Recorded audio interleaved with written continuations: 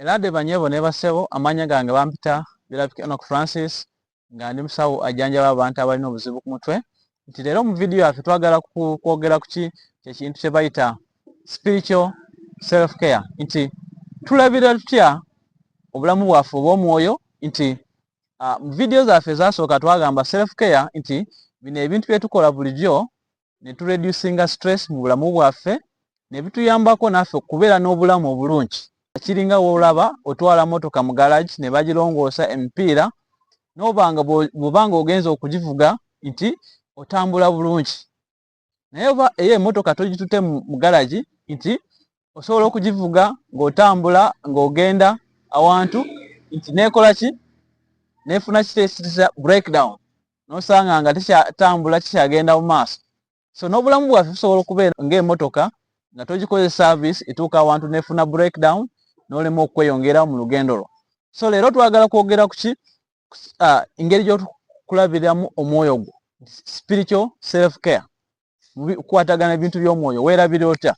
Okay, so obanga okyali mupya ku channel yaffe tugamba subscribe.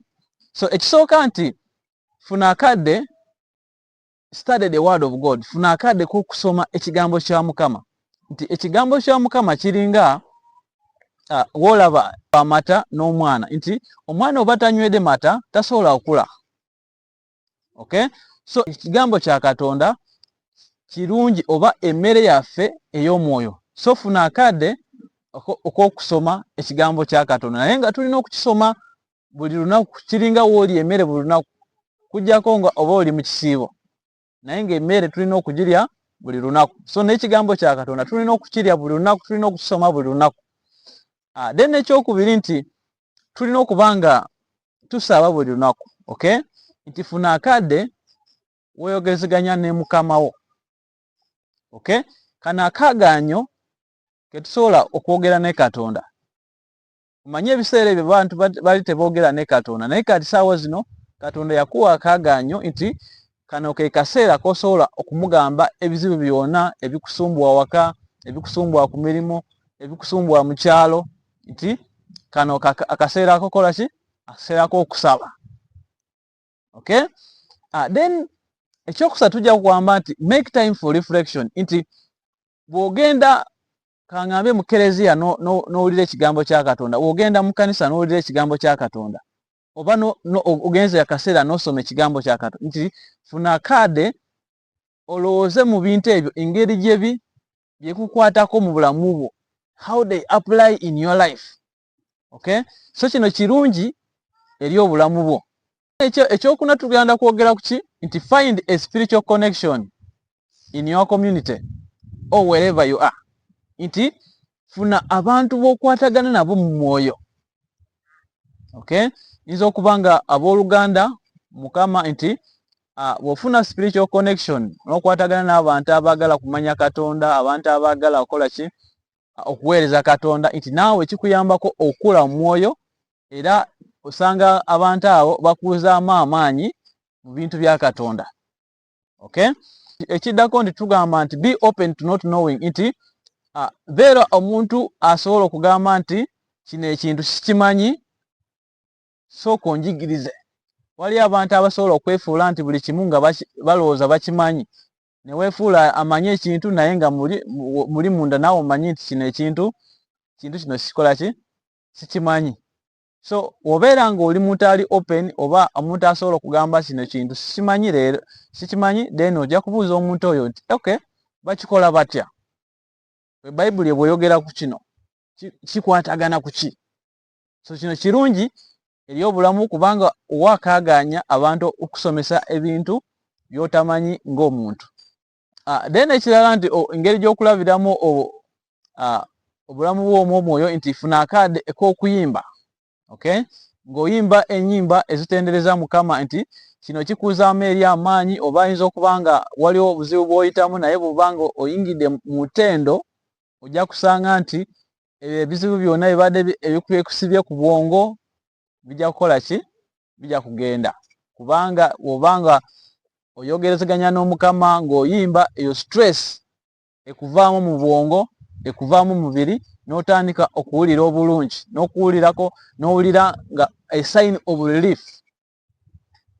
Okay, pango kyali mpya ku channel yaffe tugamba nti subscribe kubanga kimpa amaanyi okola video endala nti nga tukyeyongera mu maaso nti ndina sawa zino gyendi nti nkolera Tororo ekisangibwa Eastern Uganda nti nina mu luzungu kiyita vision ey'okugenda mu byalo nga nsomesa abantu ebintu ebikwatagana n'ebyobwongo kubanga mu Uganda abantu bangi obukadde 14 nti balina obulwadde bw'omutwe naye abasinga tebamanyi nti balina obulwadde bw'omutwe.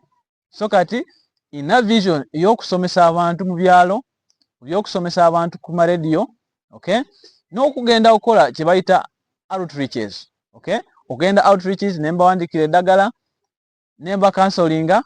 Okay, naye kati guno omulimu sobola gukola zeeka kubanga sirina ebyetaagisa.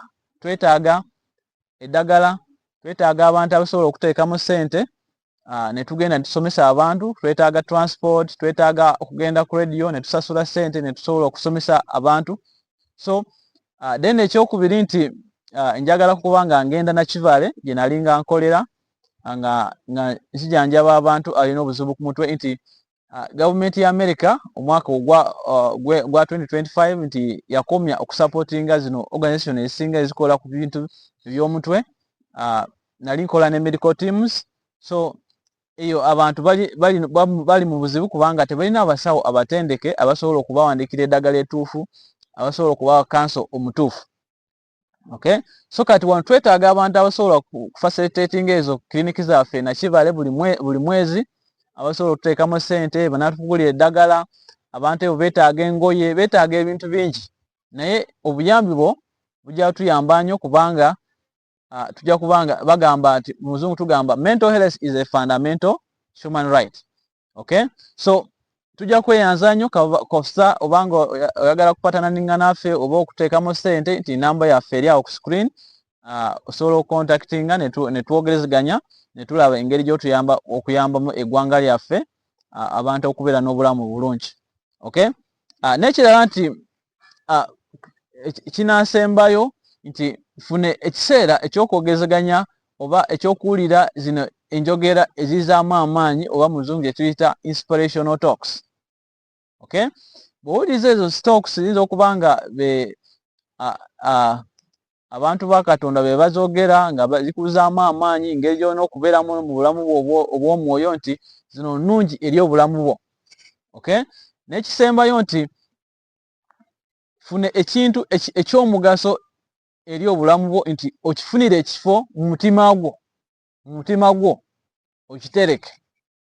Okay, bw'osoma ebayibuli, bw'osoma ekintu kyonna ekiri mu kigambo kya Katonda nga ye bayibuli nti funa ekifo ky'osobola okukiterekamu mu mutima gwo nti kijja kukuyamba eri, kiyinza okuba nga ekisuubizo oba kye tuyita promise mu Luzungu, kiyinza okuba nga kikuzaamu amaanyi. Kale kangambe mu by'okusaba nti waliwo Katonda wayogera n'agamba nti bw'osaba ekintu kijja kuweebwa.